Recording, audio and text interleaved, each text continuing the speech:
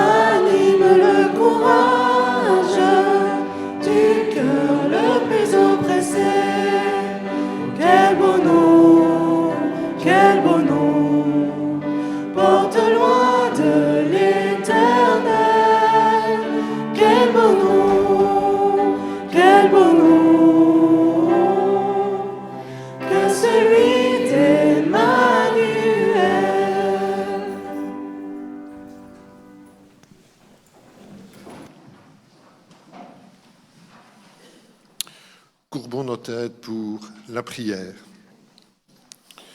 En effet, Seigneur notre Dieu, nous voulons te louer pour le Seigneur Jésus que tu nous as donné dans ton grand amour, Seigneur. Et ce matin, nous voulons te louer et te bénir pour son sacrifice à la croix, parce que c'est là qu'il s'est chargé de nos péchés, de nos iniquités, qu'il nous a réconciliés avec toi, parce que son sang a coulé, c'est son sang qui nous lave et nous purifie de tous nos péchés. Seigneur, nous te remercions pour tant d'amour à notre égard, Seigneur. Et ce matin, lorsque nous sommes réunis ici en ta présence, nous te demandons ta bénédiction sur ce culte, Seigneur. Nous voulons te demander de bénir nos moments de louange, de bénir la prédication de ta parole, de bénir les offrandes que nous voulons t'apporter, la Sainte Sainte. Seigneur, nous te portons ton serviteur David qui nous apportera le message de ta part. Seigneur, nous voulons te demander qu'il puisse être conduit par ton esprit, qu'il puisse être en bénédiction pour notre assemblée et que lui-même soit béni en retour, Seigneur.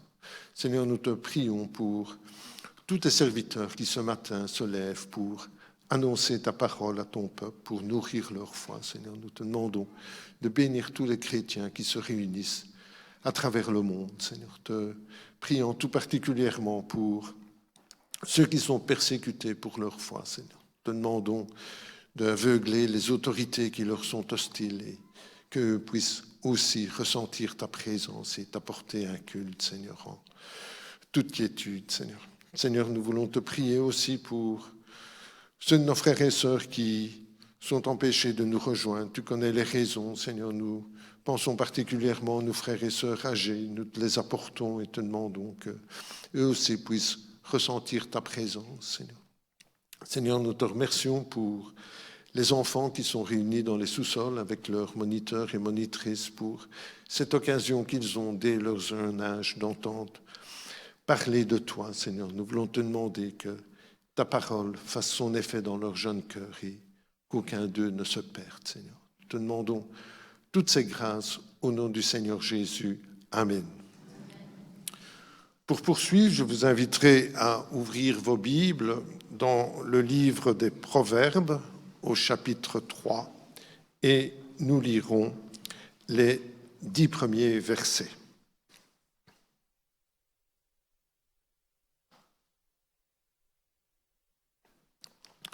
Mon fils, n'oublie pas mes enseignements et que ton cœur garde mes préceptes, car ils prolongeront les jours et les années de ta vie, et ils augmenteront ta paix.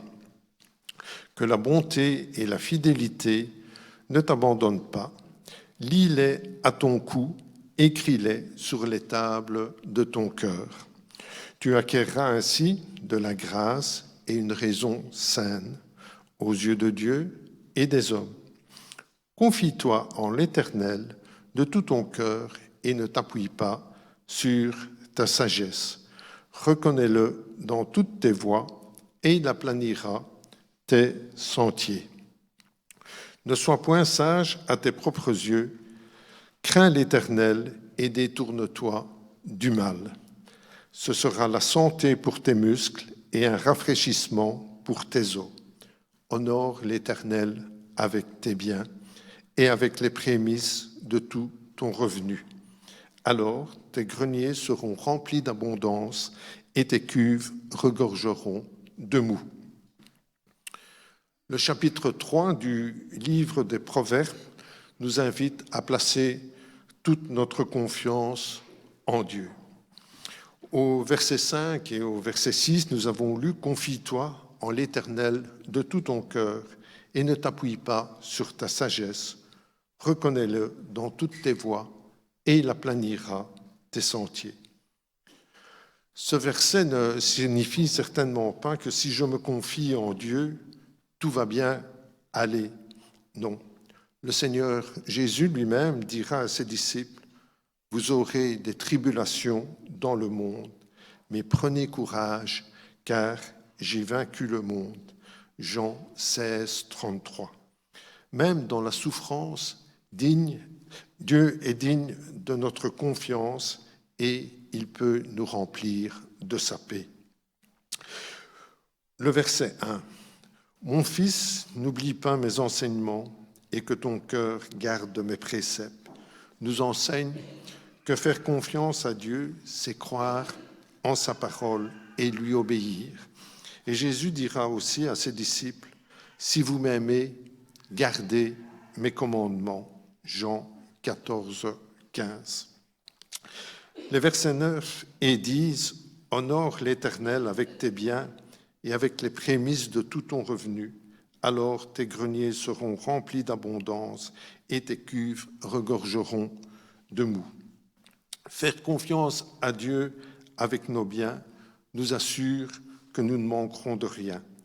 Le Seigneur Jésus, dans le sermon sur la montagne, lorsqu'il aborde nos besoins vitaux, à savoir la nourriture et le vêtement, nous enseigne en Matthieu 6, les versets 31 à 33.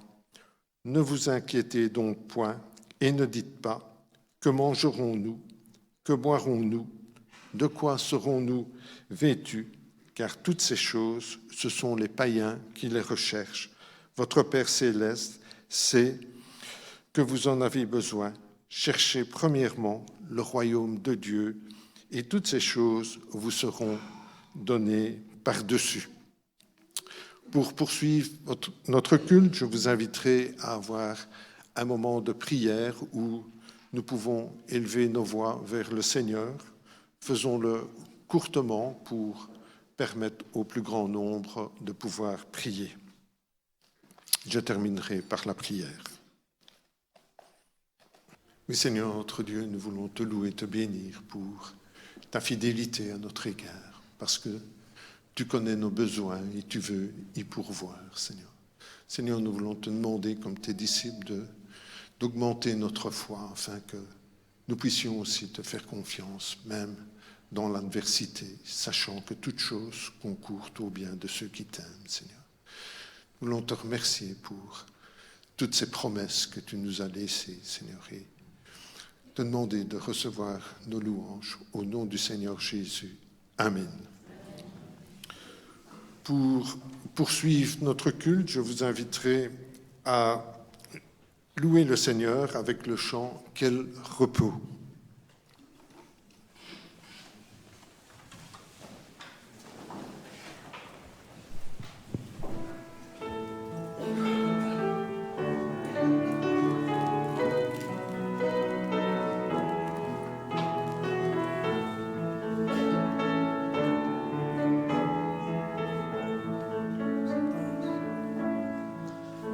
Quel repos céleste, Jésus est être à toi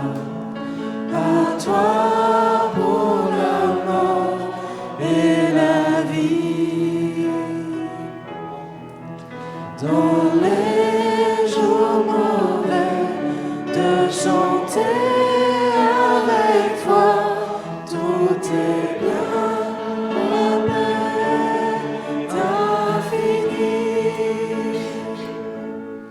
Quel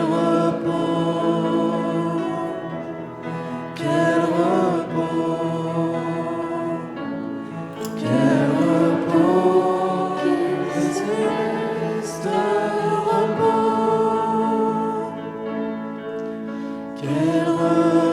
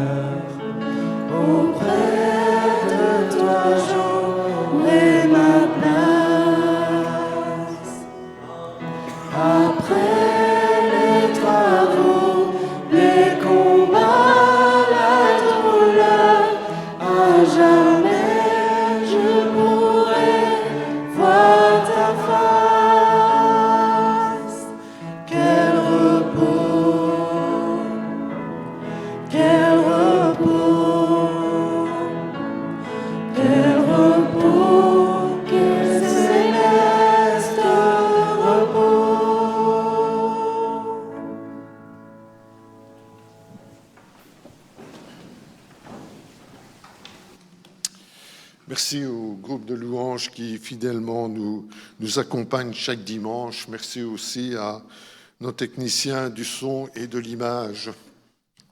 Avant d'entendre la parole qui nous sera apportée ce matin par notre frère David Barthélemy, je vous invite encore à vous mettre debout et nous louerons le Seigneur avec le chant « Enseigne-moi ».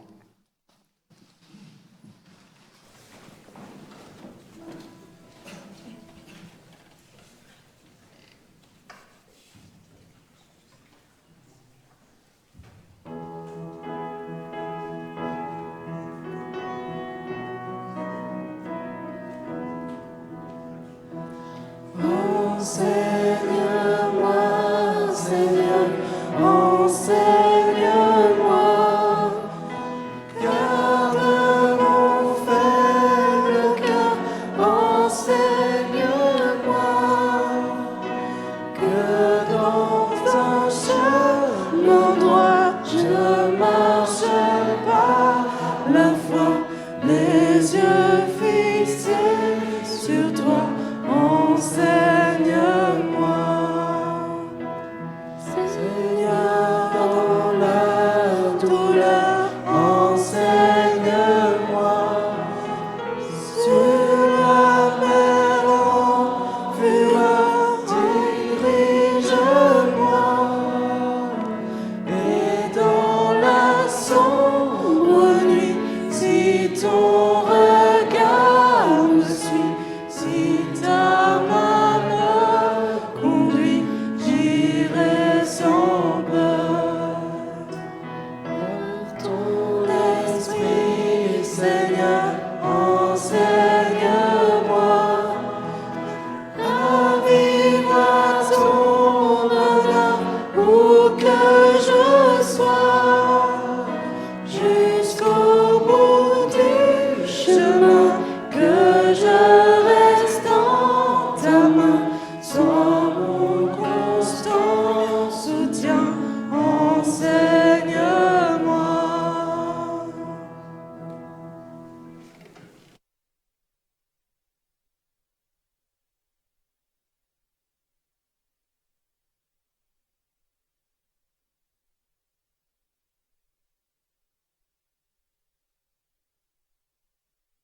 Un technicien sono, c'est pas top, hein. Bonjour à tous.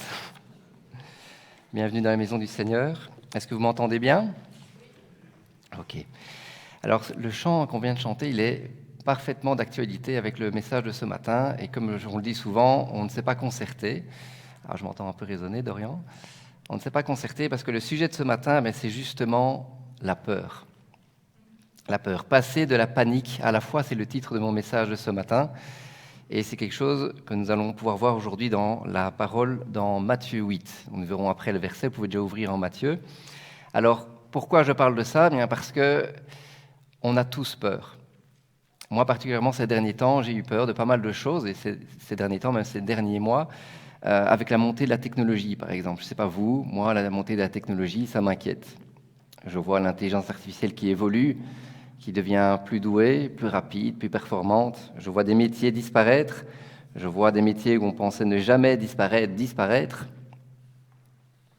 Tu peux diminuer un peu les graves, à mon avis. Donc on voit des métiers qui disparaissent déjà maintenant. Elle est arrivée il y a 3-4 ans et déjà maintenant, ça a un fort impact. Et je me disais, moi, je suis kiné, entre autres, ça va aller. On ne va jamais remplacer un kiné, hein, la main d'un kiné. Et voilà, cette semaine passée, le hand problem, avec mon accent anglais magnifique, a été résolu. Ils ont développé une main robotique qui sent mieux que nous, qui touche mieux que nous, qui est plus précise, qui a plus de précision dans sa force, qui est plus forte que nous. Et là, je me suis dit, aïe, même moi, je vais être remplacé. Même la kiné. Et j'ai eu peur. J'ai eu peur. Après, on peut regarder autre chose. La guerre en Iran, la guerre par-ci, la guerre par-là, les prix qui montent, ça fait peur. Tu veux que je prenne l'autre micro ?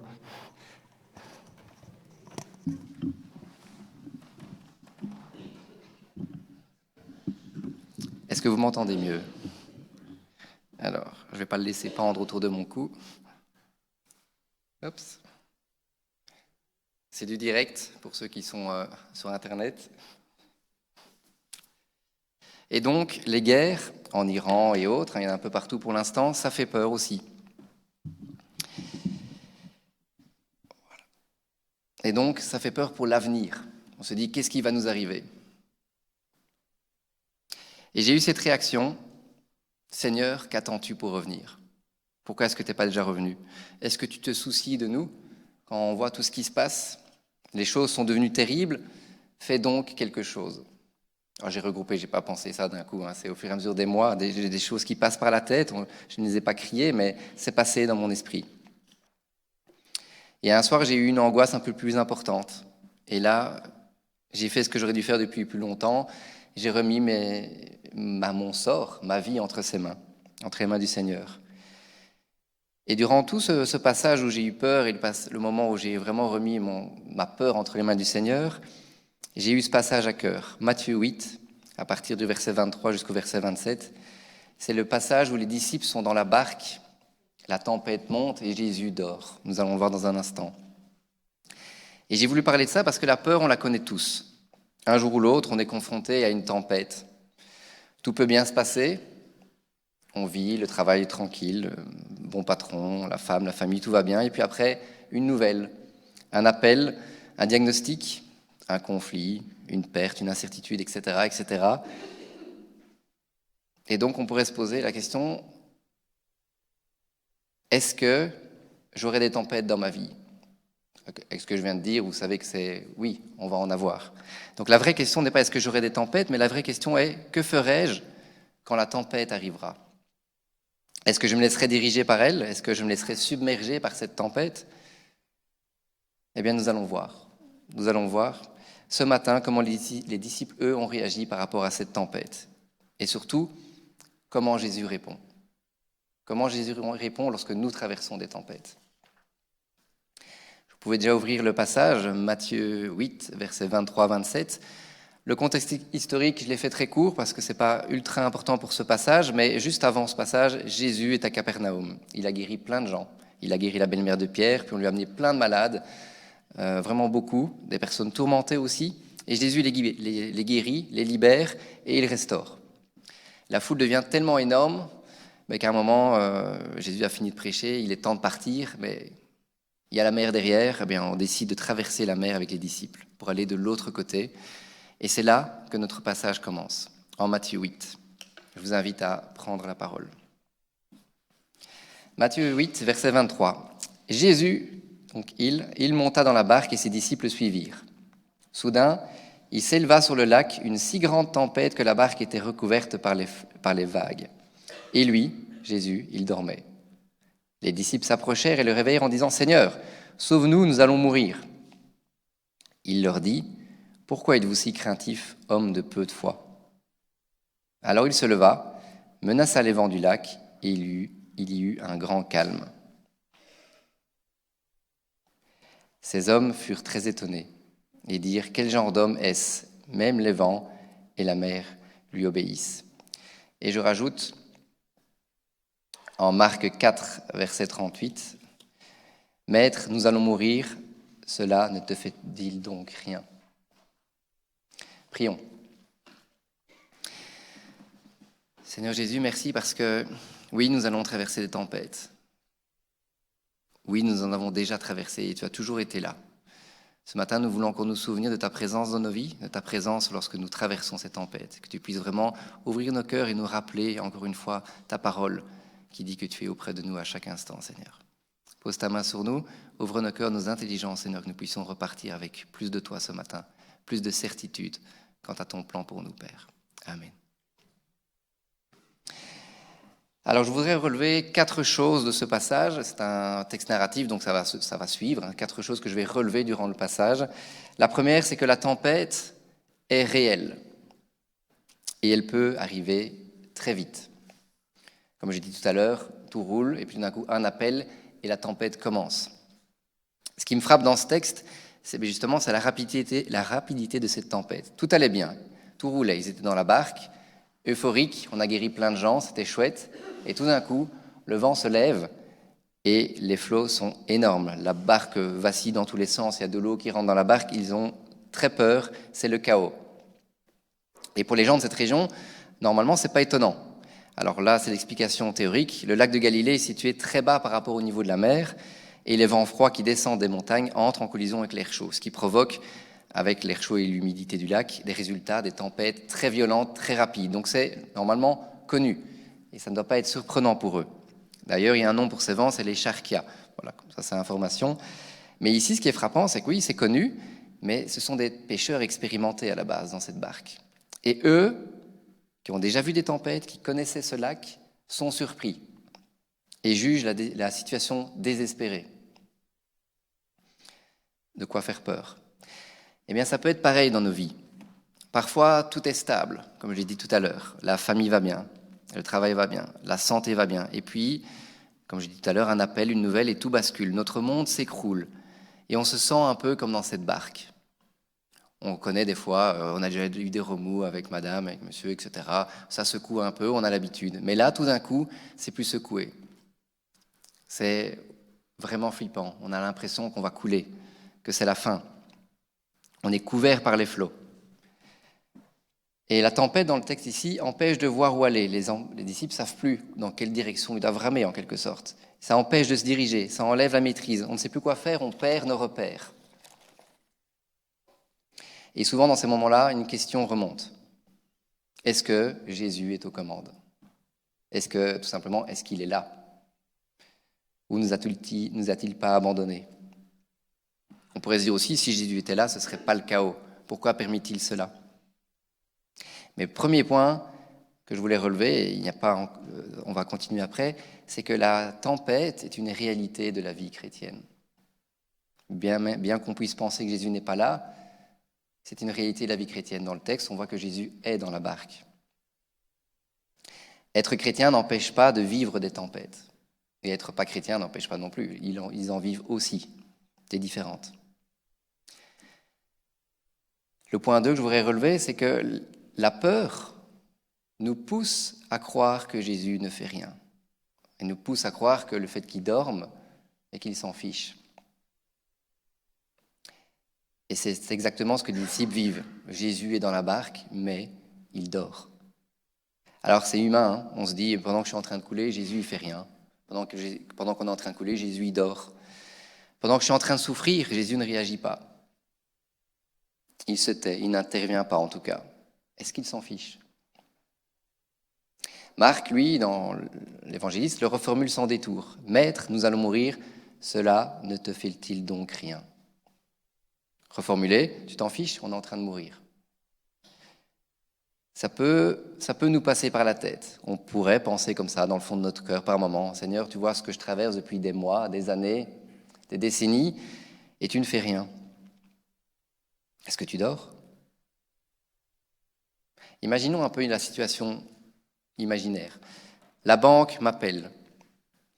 On me dit « Ah, David, tes comptes ont été piratés. Tu as tout perdu. Ah, désolé. » Au même moment, il y a quelqu'un qui rentre dans la maison, le voisin, il dit « Ah, accident de voiture, ta femme est partie, tes enfants aussi. » Et il y a, je donne un exemple, Fabien à côté de moi. Il est sur son téléphone. Il a tout entendu, mais il est « Ah, super. » Est-ce que j'aurais l'impression qu'il est avec moi dans cette situation, ou est-ce que j'aurais l'impression qu'il s'en fiche ? Ou s'il dormait, dormir comaté, les yeux un peu fermés, et je dis, il ne réagit pas, il a entendu, il s'en fiche. Donc c'est humain de penser ça. Ça peut nous passer par la tête, et bien Jésus, il s'en fiche. On est en train de souffrir, en train de traverser une tempête, et en fait, il ne se passe rien, il ne fait rien. Et c'est comme ça que les disciples l'interprètent, le fait que Jésus dort. Il le réveille en disant, on est en train de mourir. Et vous savez que la peur fait souvent ça. La peur, elle déforme notre lecture de Dieu. Elle déforme notre lecture de Dieu. Elle nous fait penser que Dieu est loin, que Dieu ne se soucie pas, que Dieu ne comprend pas, que Dieu nous a abandonnés. Ça, c'est quand la peur prend le dessus. Quand nous réagissons émotionnellement par rapport à la peur, notre réaction devient vite reproche, accusation, agitation. Et c'est ce que font les disciples. Ils réveillent Jésus. Moi, je l'imagine bien, ils le secouent. « Jésus, réveille-toi, on va mourir, fais quelque chose. » C'est tellement humain. Quand on est submergé par une émotion, submergé par la peur, on se dit « je suis foutu parce que je ne sais plus rien faire ». On est coincé, on ne contrôle plus rien. On perd nos moyens. Un peu comme une équipe de basket en finale d'une grosse coupe. On perd, ils sont en train de perdre, on demande un temps mort parce qu'il reste 2 minutes. Vous savez, les 2 dernières minutes dans un basket, c'est là où tout peut changer, même quand il y a 10 points d'écart, avec le nombre de fautes qu'on peut faire, etc., pour acquérir le ballon, etc. Donc il y a besoin d'une stratégie, il y a besoin d'avoir quelqu'un aux commandes. Et là, le coach, il dort, il comate sur le banc. On est en train de perdre. Tu vois bien, fais quelque chose, réveille-toi, tu t'en fiches ou quoi? Si tu ne nous aides pas, on va perdre. C'est un petit peu ça, cette idée-là qu'on a vraiment cette impression qu'il n'est pas avec nous, qu'il s'en fiche. Mais attention, ici, la différence avec le coach, c'est que le fait que Jésus dorme ne veut pas dire qu'il s'en fiche. Cela révèle autre chose. Jésus n'est pas paniqué par la situation que nous traversons. Jésus n'est pas paniqué par cette situation. Il a une paix que les disciples n'ont pas. Il a une paix que des fois nous n'avons pas toujours. Et ça nous amène au point central de ce passage biblique. Le point 3, c'est que Jésus révèle le vrai combat du chrétien, qui est de passer de la panique à la foi. Quand Jésus se réveille, il ne commence pas par calmer la tempête, si vous regardez bien, quand vous lisez le texte. Qu'est-ce qu'il fait ? Voilà, il commence par parler aux disciples. Qu'est-ce qu'il dit ? Pourquoi avez-vous si peur, gens de peu de foi ? Autrement dit, votre problème le plus profond, notre problème le plus profond, ce n'est pas la tempête dehors, c'est la tempête à l'intérieur, c'est notre tempête. La question n'est pas pourquoi la tempête existe, elle est là, on va en traverser. La question est pourquoi notre cœur est-il dominé par la peur alors que je suis là, Jésus qui parle. Pourquoi est-ce que nous sommes dominés par la peur alors que je suis là, dans la barque, à côté de vous ? Et cette question reste d'actualité pour nous. Pourquoi avons-nous si peur alors que Jésus est là ?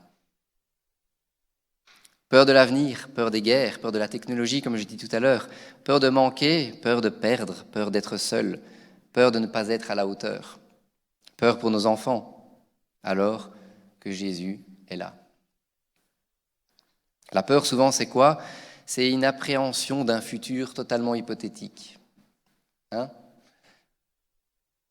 Peur de perdre quelque chose, mais on ne l'a pas encore perdu. Peur de ne pas réussir quelque chose qu'on n'a pas encore commencé. Peur de ce qui pourrait arriver demain alors qu'on est aujourd'hui. C'est toutes des choses hypothétiques. Même Jésus, dans le jardin de Gethsémane, a connu une angoisse devant ce qu'il allait devoir affronter. Mais, comparé à nous, il ne s'est pas abandonné à la panique. Il s'est confié au Père. Mais voilà une réalité importante. Jésus a eu peur, nous avons peur. Avoir peur est humain. C'est totalement humain. Mais rester prisonnier de la peur n'est pas ce que Dieu veut pour nous.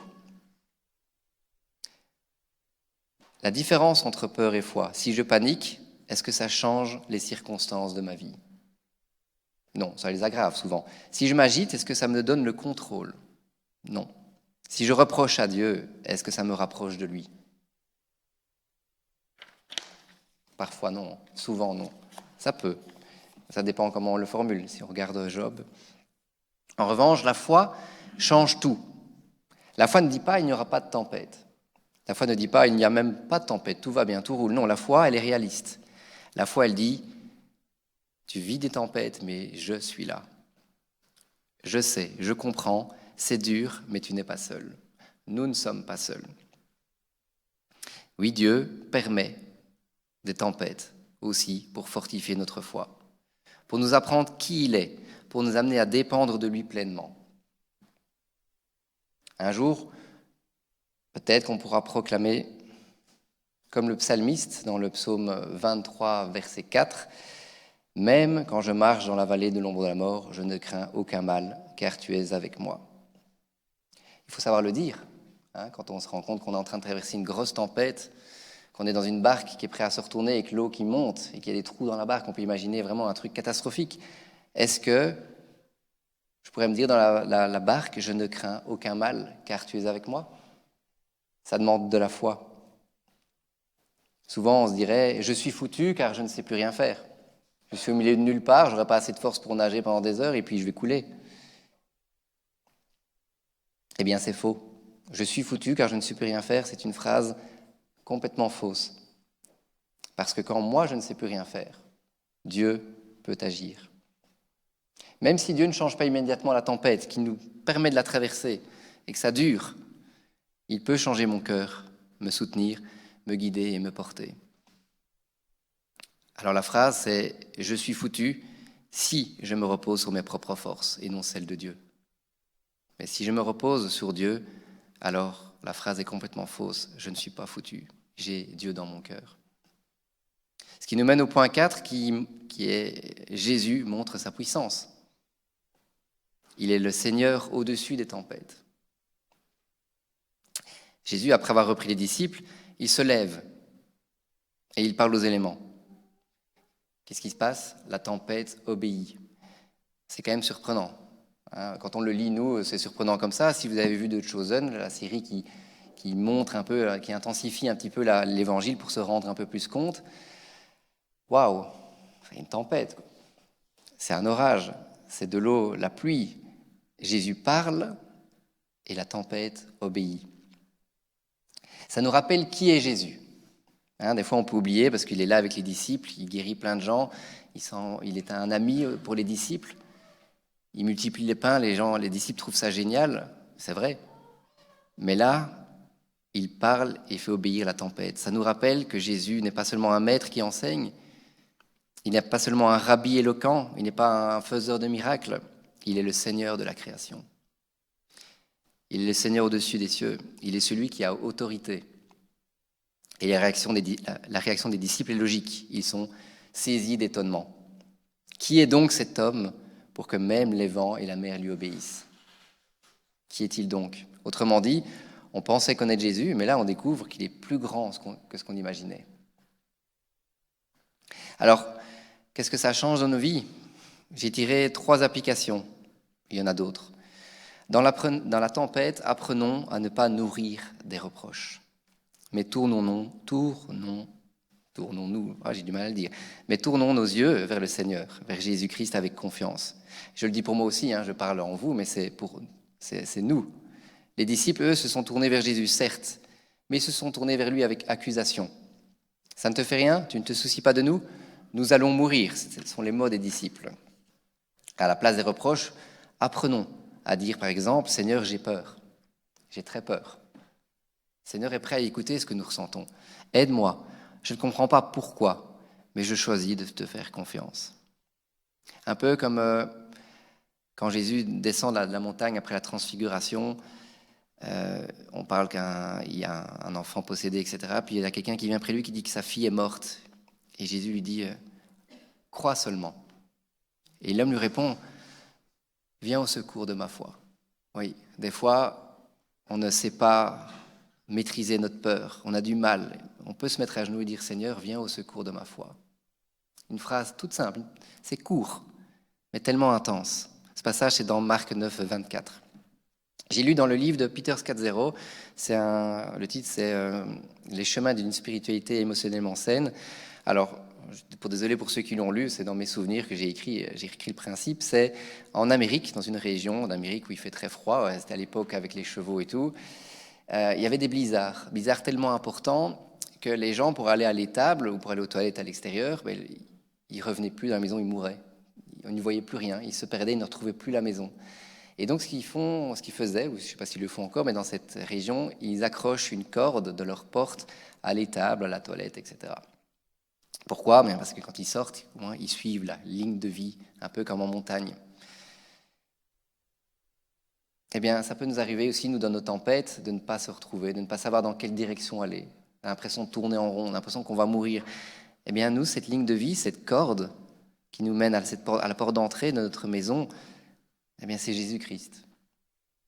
Tournons-nous vers lui, pour nous diriger dans cette tempête. Nous ne savons pas où nous allons, on suit une corde dans le noir, dans le blizzard. On ne sait pas où on va, mais on sait que c'est la bonne direction.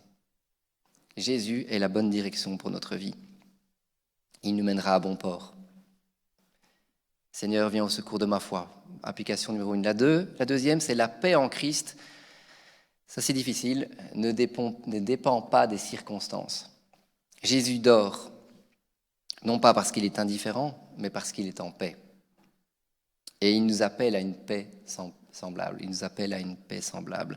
Ma paix intérieure ne doit pas dépendre de la météo de ma vie, mais de ma foi en Dieu. C'est dur, hein? Ma paix intérieure ne doit pas dépendre de la météo de ma vie, mais de ma foi en Dieu. Un peu comme un enfant assis dans une voiture pendant un gros orage. La voiture roule, et là, ça secoue. La pluie tonne, on ne voit pas grand-chose, la visibilité donc est mauvaise. La météo n'est pas du tout rassurante. Mais l'enfant voit au volant son père, comme ça, confiant. Il regarde à gauche, à droite, il roule. Il ne semble pas avoir peur. L'enfant se calme devant le calme de son père. L'orage n'a pas cessé. Ça secoue toujours autant, ça souffle toujours autant. Mais il y a une paix possible parce que nous suivons quelqu'un de fiable, quelqu'un qui est en paix, quelqu'un qui peut tout. Et cette paix peut se vivre par une simple prière. Seigneur, fortifie-moi, rends-moi plus fort. C'est la prière de Jésus dans le jardin de Gethsémani quand il angoissait. Fortifie-moi. Seigneur, je suis faible. Seigneur, tiens-moi. Parce que j'ai peur, parce que je ne me sens pas capable, parce que je ne te vois pas agir, cela m'effraie. Partageons avec le Seigneur ce que nous ressentons et demandons-lui de nous fortifier. Le Seigneur répond. La troisième application, c'est juste une prise de conscience. Ne confondons pas notre volonté et la volonté de Dieu. C'est souvent, Seigneur, calme la tempête que je suis en train de traverser. Mais peut-être que c'est la volonté de Dieu que nous traversions cette tempête. Et Jésus peut calmer une tempête. Et s'il veut le faire, il le fait. Rien ne l'empêche encore aujourd'hui de le faire. Mais apprenons à prier comme Jésus. Et oui, c'est difficile. Seigneur, que ta volonté soit faite. Comme dans le jardin. Dieu n'est pas notre outil. Il est notre Seigneur. Et même quand il ne fait pas ce que je voudrais, il reste bon, il reste présent, il reste fidèle. Mais c'est difficile toujours. Une tempête n'est jamais facile. Alors Seigneur, oui, j'ai peur. J'aimerais que tu changes cette tempête que je traverse. Mais je suis prêt, si c'est ta volonté, à la traverser. Mais alors, fortifie-moi. Mais alors, sois avec moi. Mais alors, ne m'abandonne pas. Aide-moi à ne pas perdre pied. Tiens-moi dans ta main bienveillante. En conclusion, frères et sœurs, la vraie question n'est pas est-ce que les tempêtes viendront ? Nous l'avons vu, car elles viendront. La vraie question est quand elles viennent, à qui est-ce que je fais confiance ? À mon émotion, à ma peur ou à notre Seigneur ? Parce que Jésus n'est pas seulement quelqu'un qui peut calmer une tempête, il est surtout celui qui est dans la barque avec nous. S'il est là, alors même que les flots montent, je peux apprendre à ne pas être dominé par cette peur. Et je me rappelle que c'est humain d'avoir peur, mais apprenons à ne pas être dominé par elle, en nous confiant dans le Seigneur, en nous tournant vers le Seigneur. Vous vous souvenez du chant « Tournez les yeux vers le Seigneur » ? Eh bien, c'est exactement ça. Je vais terminer avec 2 versets. Ésaïe 41, 10, il y dit « Ne crains point, car je suis avec toi. Ne promène pas des regards inquiets, car je suis ton Dieu. Je te fortifie, je viens à ton secours, je te soutiens de ma droite triomphante. » Et le psaume 42, versets 11 à 12, « Mes adversaires m'insultent, ils me disent sans arrêt, « Et ton Dieu, que fait-il » C'est comme s'il me brisait les os. Pourquoi me décourager ? Pourquoi me plaindre de ma vie ? Il vaut mieux compter sur Dieu. Oui, je veux encore le remercier, lui mon Sauveur et mon Dieu. Amen. Seigneur Jésus, nous te remercions ce matin encore parce que tu nous rappelles quelque chose de fondamental. Tu es là avec nous dans la barque. Quoi que nous traversions. Quoi que nous traversions, tu es là, même s'il nous semble que tu dors, que tu n'es pas présent, que tu n'écoutes pas ou que tu es indifférent, c'est faux. Tu es là dans la barque avec nous. Tu nous suis, tu nous protèges. Tu es là à chaque instant, à chaque traversée de lac, à chaque traversée de tempête, tu es présent au milieu de nous, Seigneur. C'est à nous de tourner les yeux vers toi. Et Seigneur, nous voulons te demander de nous aider pour cela. Viens au secours de notre foi qui est souvent trop petite, Seigneur. Aide-nous à tourner nos yeux vers toi, à nous rappeler, Seigneur, en permanence que tu es là et que tu es le Dieu ami, Dieu enseignant, Dieu faisant de miracles, mais tu es le Dieu créateur de toutes choses, capable de tout, que tu es dessus de toute tempête, Seigneur. Rappelle-nous cela dans nos cœurs, fortifie nos cœurs encore ce matin, Seigneur, que nous puissions retourner ce matin avec ta présence dans nos vies. Gloire à toi, Père. Amen.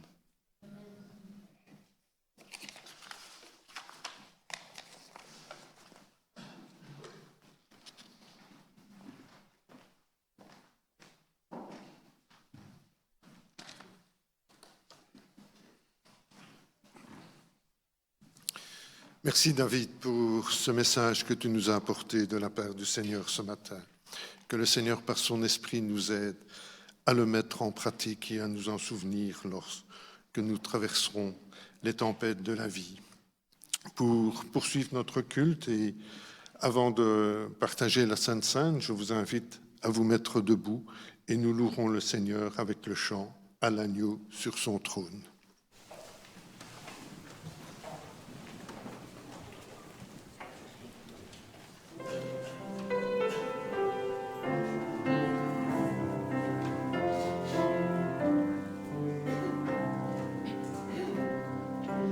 À l'agneau sur son trône, apportons la couronne. Il l'a conquise sur la croix. Il est le roi des rois. Éveille-toi, mon âme, bénis, adore, acclame, avec tous les anges du ciel, Jésus Emmanuel. Il eut la croix pour trône, l'épine pour couronne, mais le Père a glorifié son Fils crucifié. Ô Prince de la vie, la mort est asservie. Hors de la tombe il est monté, Christ est ressuscité. À l'agneau sous les trônes et toutes les couronnes, il est le maître souverain, les temps sont dans sa main. Rendons l'honneur suprême à celui qui nous aime, et il revient victorieux pour nous ouvrir les cieux.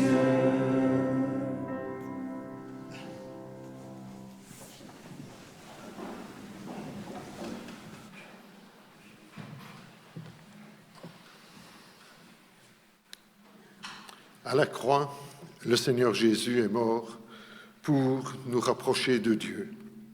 Et ce matin, avant de partager le pain et le vin, je vous propose de lire quelques versets qui nous enseignent cela. Le premier verset se trouve dans la première épître de Pierre, au chapitre 3, et c'est le verset 18. Christ a souffert une fois pour les péchés, lui juste pour des injustes, afin de nous amener à Dieu, ayant été mis à mort quant à la chair, mais ayant été rendu vivant quant à l'esprit.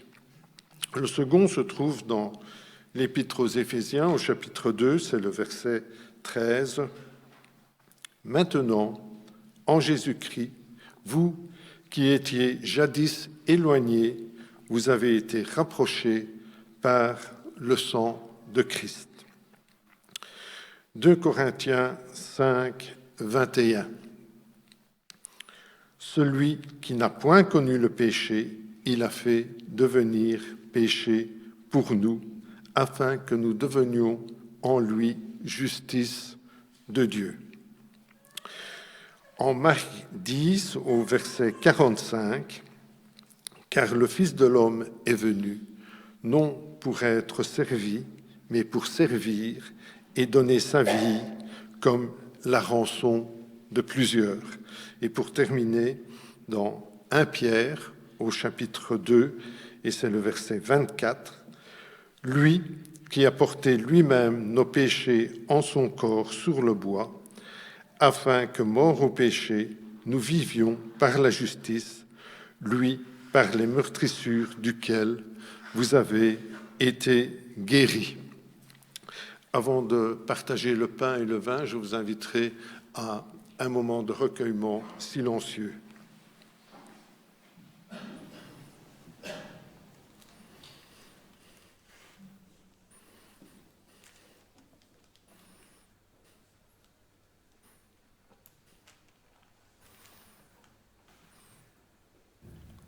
Seigneur notre Dieu, nous voulons te remercier pour le Seigneur Jésus et en partageant ce pain, nous voulons nous souvenir qu'il représente ton corps qui a été blessé à la croix à cause de notre péché. En buvant ce vin, nous nous souvenons que c'est le sang précieux du Seigneur Jésus qui nous lave et qui nous purifie de nos péchés, Seigneur. Et c'est par le simple prix de notre foi que nous pouvons nous tenir maintenant devant toi et nous voulons t'en apporter la louange et la reconnaissance de nos cœurs. Au nom du Seigneur Jésus. Amen.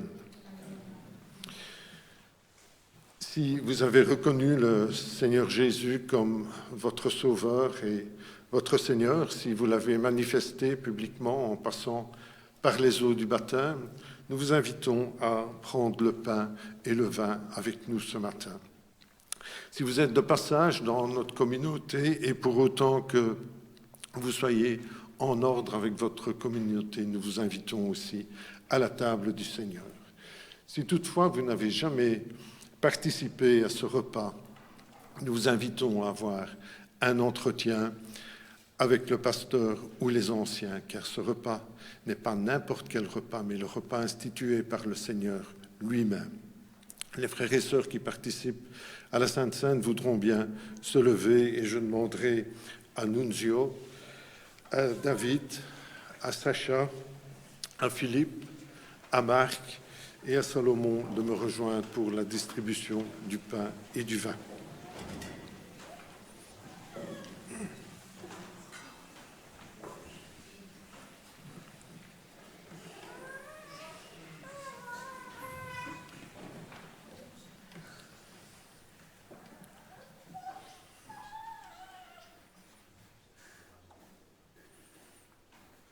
Je demanderai à Nunzio de prier pour le pain et à Philippe de prier pour le vin. Oui, notre Dieu, notre Père, en prenant ce pain, nous voulons nous rappeler que c'est ton Fils Jésus-Christ qui est monté sur la croix de Golgotha pour prendre le fardeau de tous nos péchés. Merci, Père, parce qu'à le sacrifice de ton Fils, tu nous sauves du salaire du péché qui est la mort. Gloire te soit rendue.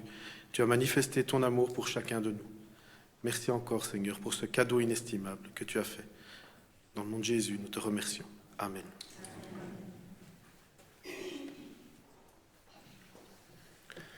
Notre Dieu, notre Père, nous allons participer à cette scène et nous allons prier à présent pour le vin, ce vin qui représente ton sang qui a coulé sur la croix, symbole de cette nouvelle alliance que tu instaures devant nous. L'ancienne alliance, la loi est derrière nous. Nous nous tournons vers la grâce, cette grâce qui est illustrée par ton sacrifice à la croix et qui nous ouvre les portes du péché en reconnaissant simplement que tu es notre Sauveur. Merci pour ce cadeau, merci pour ce sacrifice à la croix. Et nous te demandons de bénir ces moments. Amen.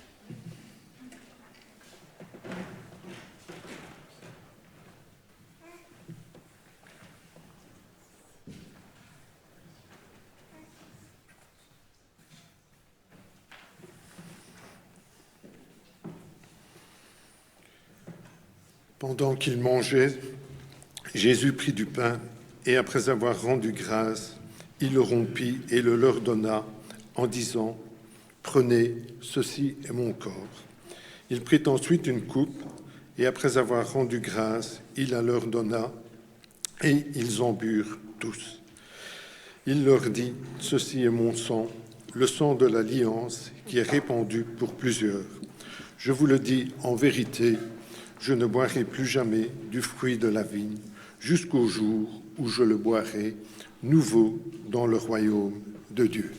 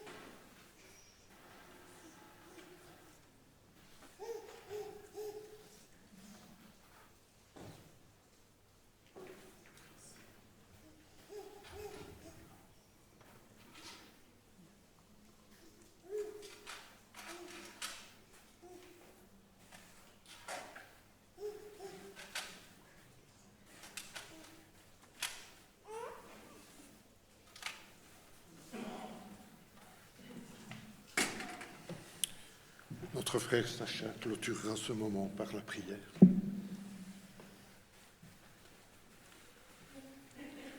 Oui Seigneur, c'est avec reconnaissance et action de grâce, comme tu nous le demandes, que nous avons pris ce pain et ce vin qui nous, cette communion qui nous donne la certitude de la vie éternelle. Et Seigneur, tu es un Seigneur qui ne dort ni ne sommeille, mais tu prépares notre place comme tu l'as promis au ciel. Merci et gloire à ton nom. Amen.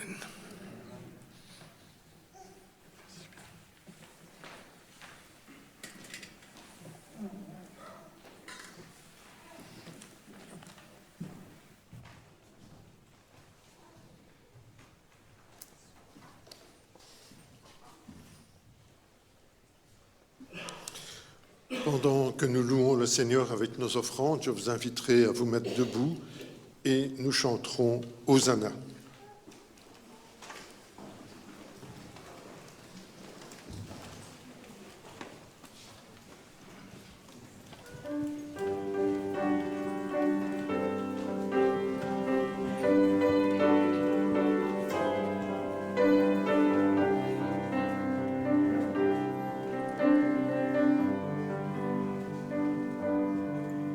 Un chant s'élève, les yeux se tournent vers toi, se tournent vers toi. L'espoir renaît, les cœurs soupirent après toi. Oui, après toi. En te voyant, nous retrouvons la force de vie. Quand nous sommes en ta présence, nos craintes fuient, elles s'enfuient. Hosanna, Hosanna,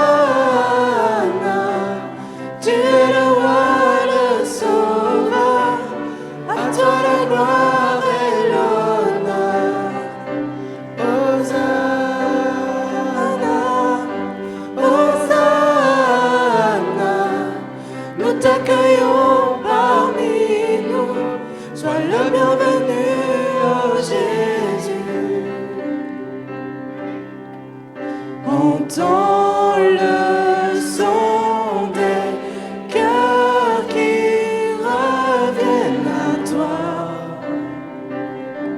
reviennent à toi. Dans ton royaume, les vies brisées sont restaurées, sont restaurées. En te voyant, nous retrouvons la force de vivre. Quand nous sommes en ta présence, nos craintes fuient, elles s'enfuient. Hosanna, Hosanna, tu es le roi, le sauveur, à toi la gloire et l'honneur. Hosanna, Hosanna, nous t'accueillons parmi nous, sois le bienvenu, oh Jésus.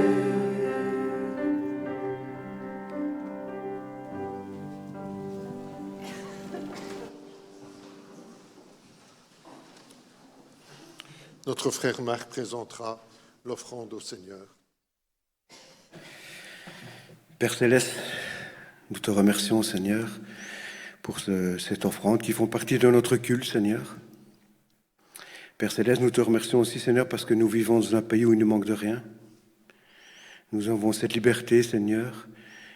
Tu nous donnes l'abondance, Seigneur. Et c'est en faisant ces offrandes, Seigneur, nous te redonnons une infime partie de tout ce que tu nous donnes, Seigneur. Que tu puisses faire fructifier cette offrande, Seigneur. Qu'elle serve aux plus démunis, à ceux qui sont dans le besoin, Seigneur, à ceux qui sont dans les pays persécutés, Seigneur, où ils ont besoin, Seigneur, d'entendre ta parole, Seigneur. Merci, Seigneur, aussi pour ces offrandes qui servent aussi, Seigneur, pour l'avancement de ton règne, Seigneur, et pour ton Église ici, Seigneur. Père Céleste, nous te remettons ces offrandes entre tes mains, Seigneur, au nom de Jésus. Amen. Voilà, le culte touche tout doucement à sa fin. Nous aurons maintenant quelques annonces qui devraient apparaître à l'écran. Voilà. Prochain rendez-vous de la semaine, mardi 19h30, réunion de prière. Et samedi de 9h30 à 16h, le groupe des mamans en prière se rejoignent à Auvelais pour leur rencontre annuelle. Groupe des mariés, le dimanche 17 du 5, après le culte, et notre pasteur est en congé jusqu'au 8 du 5.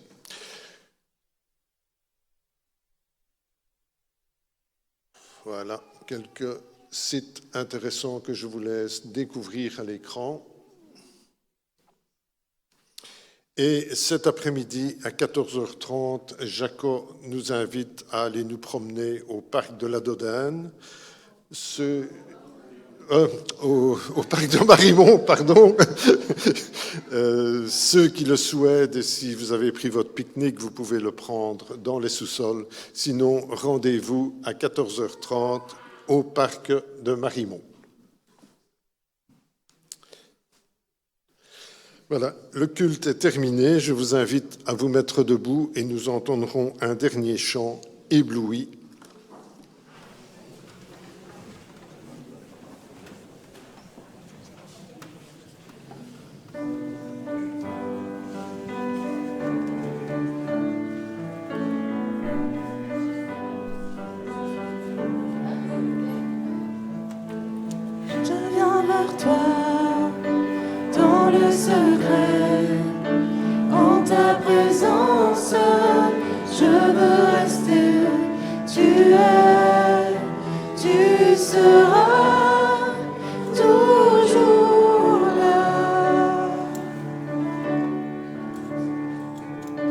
tout contre toi, près de ton cœur. Je peux entendre ta voix, Seigneur. Tu seras toujours là.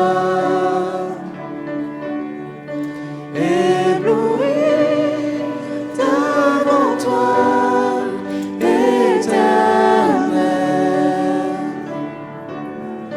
ébahi par l'amour de ton ciel. Je suis là à tes pieds, je viens t'adorer, je désire habiter près de toi.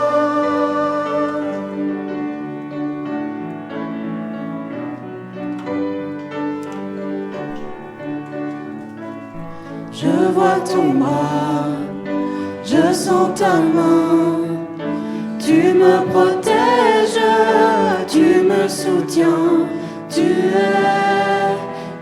seras toujours là. Ébloui devant toi, Éternel, ébahi par l'amour de ton ciel.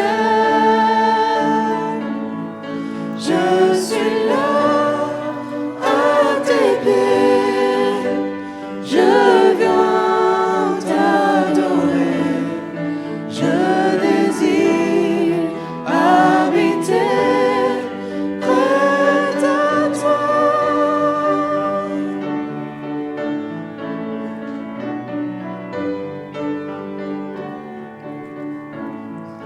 Tu es ma lumière, en toi j'ai un Père heureux, sois ma prière.